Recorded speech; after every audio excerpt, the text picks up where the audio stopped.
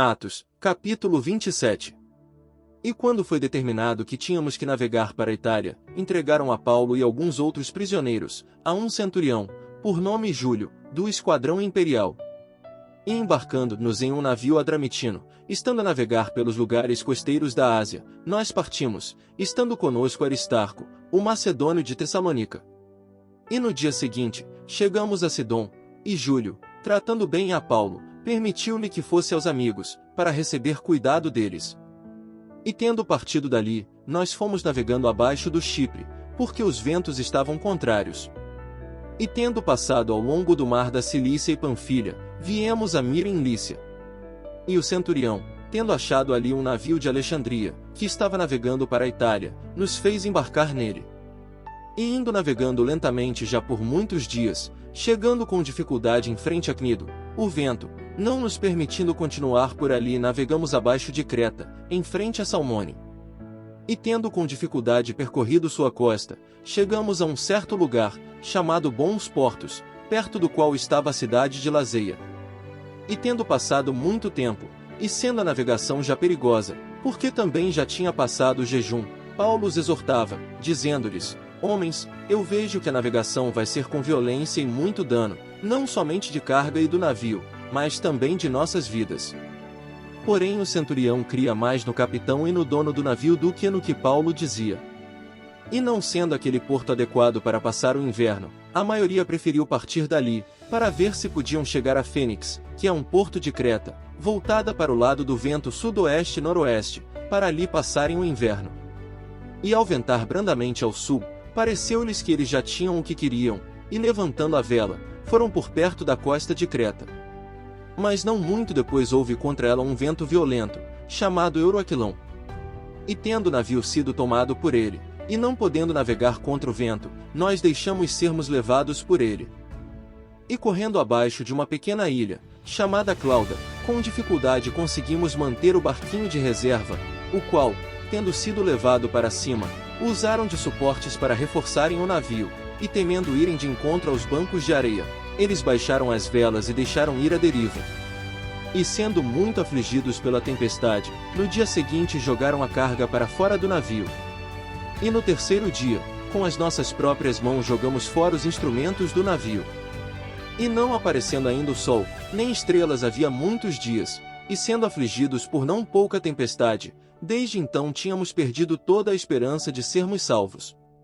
E havendo muito tempo que não havia o que comer, então Paulo, ficando de pé no meio deles, disse: Homens, vós devíeis ter dado atenção a mim, e não terdes partido de Creta, e assim evitar esta situação ruim e prejuízo. Mas agora eu vos exorto a terdes bom ânimo, porque haverá nenhuma perda de vida de vós, além somente da perda do navio.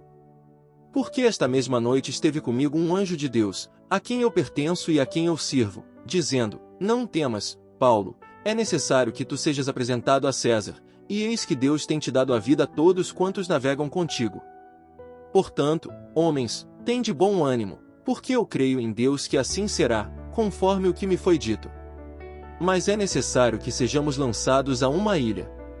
E quando veio a 14ª noite, sendo lançados de um lado para o outro no mar Adriático, por volta da meia-noite os marinheiros suspeitaram de que estavam se aproximando de alguma terra firme.